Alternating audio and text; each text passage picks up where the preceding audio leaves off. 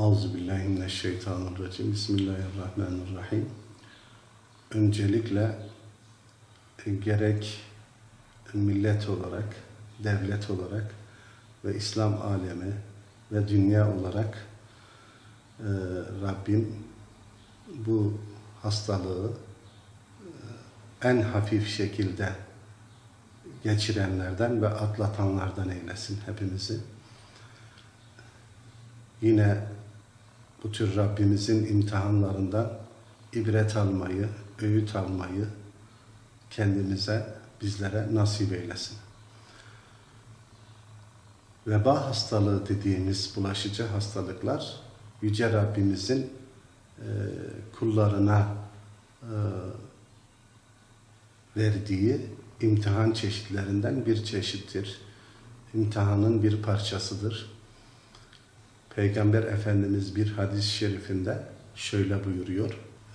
Taun hastalığı, bulaşıcı hastalıklar da Rabbimizin imtihanlarından, kulları imtihan etme sebeplerinden bir sebeptir, bir çeşittir.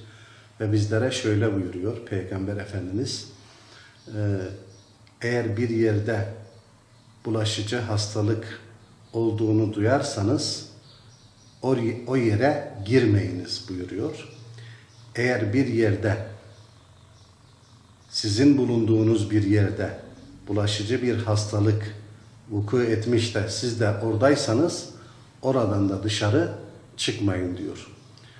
Peygamber Aleyhisselatü Vesselam bundan 1400 küsür sene önce insanların karantina altında yaşaması gerektiği bilincini bizlere vermiştir. Yüce Rabbimizin ayetlerinden bir ayettir dedik. Yani imtihan çeşitlerinden bir çeşittir. Yüce Rabbimiz yine Bakara suresinde 153-4 oralarda وَلَنَبْلُوَنَّكُمْ بِشَيْءٍ مِنَ الْخَوْفِ وَالْجُوعِ وَنَقْصٍ مِنَ الْأَمْوَالِ وَالْأَنْفُسِ وَالثَّمَرَاتِ وَبَشِّرِ الصَّابِرِينَ. Sizi mutlaka korku ile, açlık ile, mallarınızdan, canlarınızdan ve ürünlerinizden eksiltmekle imtihan edeceğiz diyor. Ve sonunda sabredenleri müjdele diyor bizlere. Burada canlarımızdan da imtihan oluyoruz bir hastalık vesilesiyle. Bunun hem Yüce Rabbimizin bir imtihanı olduğunu bilincinde olarak hareket edip hem de sabretmek zorundayız. Bunu neden Rabbimiz kullarına veriyor diye veya neden bize veriyor diye isyan yoluna gitmememiz gerekiyor. Çünkü imtihanın bir parçasıdır. Yüce Rabbimiz kullarını çeşit çeşit imtihana tabi tutuyor. Bulaşıcı hastalıklar da bunlardan bir tanesidir. Sahih Müslim'deki hadis bize böyle söylüyor. وَاِذَا سَمِعْتُمْ biha, yani o hastalığını duyarsanız bir yerde فَلَا تَدْخُلُوا عَلَيْهِ, oraya girmeyin diyor.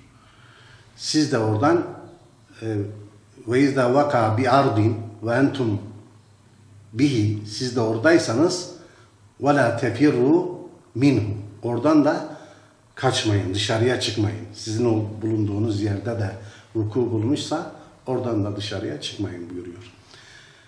Bizler böyle hem dünyanın müptela olduğu bir mikrobu ilk defa yaşıyor gibiyiz. Yani birçok devletlere sirayet etmiş. Şu an önlemi konusunda henüz daha kesin bir şey görülmemiş. Fakat vatandaşlara, bizlere düşen ilk şey bulunduğumuz yerden dışarı çıkmamak, başka bir yerde ise oraya gitmemek. Buradaysa hastalık, buradan da kaçmamak. Çünkü kaçmamız o hastalığı bir başkasına taşımamız anlamına geliyor. Zaruri bir olay yoksa bulunduğumuz yerden de çıkmamamız gerekiyor. O hastalığın tedavi olması için. Zaten Peygamber Efendimizin bu nasihatini dinler isek çözüme kavuşmuş oluruz. Yani hastalık kısa zamanda tedavi olur. Ama Peygamber Efendimizin nesihati dinlenmediği zaman hastalık yayıldığı oranda yayılıyor. Yani biz kendi Türkiye olarak, Türkiye'mizden de Gaziantep'imiz olarak veya her şehir bulunduğu yerlerden mümkün mertebe zaruri işleri ve zaruri alışverişlerinin dışında fazla dışarıya çıkmamak. Yani devlet yetkilileri ne oranda bizden hareket etmemizi istiyorsa o şekilde hareket etmemiz ve devlet yetkililerinin haberlerine itibar etmemiz gerekiyor. Diğerlerine itibar etmememiz gerekiyor. Fırsatçılık zaten dinimizde caiz değildir. Bir malı bulunduğu raiş bedelinin üzerinde, yani hakiki bedelinin üzerinde bir satış yaptığınız zaman gabn-ı fahiş dediğimiz alışverişte meydana gelir. Aşırı fiyatla satmak, aşırı fiyatla bir şey almak caiz değildir. Bu sefer de kazancımız helal olmayan boyutlara gider. Mesela duyuyoruz, bir şişe kolonya daha önce 5 lirayken, 6 lirayken şimdi 15 lira, 20 lira, 30 lira, 50 lira diye duyuyoruz. Bunlar tabii yanlış şeylerdir. Bunlardan da kaçınmamız gerekiyor. Özellikle bu durumlarda Müslümanlar birbirlerine yardımcı olma konusunda çok hassas davranmaları gerekiyor. Bakınız, yan yana duracağımız namazlarımızı bile ne yaptık? İptal ettik. Yani cemaatle kılınan saf durduğumuz namazları şu an kılmıyoruz. Neden? Çünkü hastalığın bulaşma riskinden dolayı muhtelif şekillerde namazlarımızı kılıyoruz. Peygamber Efendimiz bu tür durumlarda da evlerde namazlarımızı kılmamızı emrediyor. Evlerde dediği iş yerlerinde mümkün mertebe toplumun yoğun olduğu yerlerden uzak durmak gerekiyor bu tür durumlarda. Bu olayı Müslümanlar da kendi fırsata dönüştürme yapabilirler. Zaten evlerimizde bulunmamız gerektiğini söylüyorlar yetkililer. Zaruri anlamda çıkmamalıyız zaruretin dışında. En azından evlerimizi bir medreseye, bir Kur'an eğitimine veya dinimizi anlamaya, bu olayların neden kaynaklandığını, Yüce Rabbimizin bununla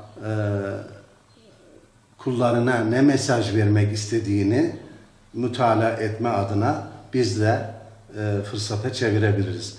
Bunlardan ibret almak, öğüt almak, nesihat çıkartmak zorundayız. Çünkü bir ayet-i kerimede Rabbimiz buyuruyor: "Zahara'l fesadu fil berri vel bahri bima kesebet eydin nas." İnsanların kendi yaptıklarından dolayı yeryüzünde ve denizde fesat meydana geldi. İnsanların kendi yaptıklarından dolayı. Yani bu fesadın sebep olmasına, bu fesadın yayılmasına sebep olan insanın kendi yaptığıdır.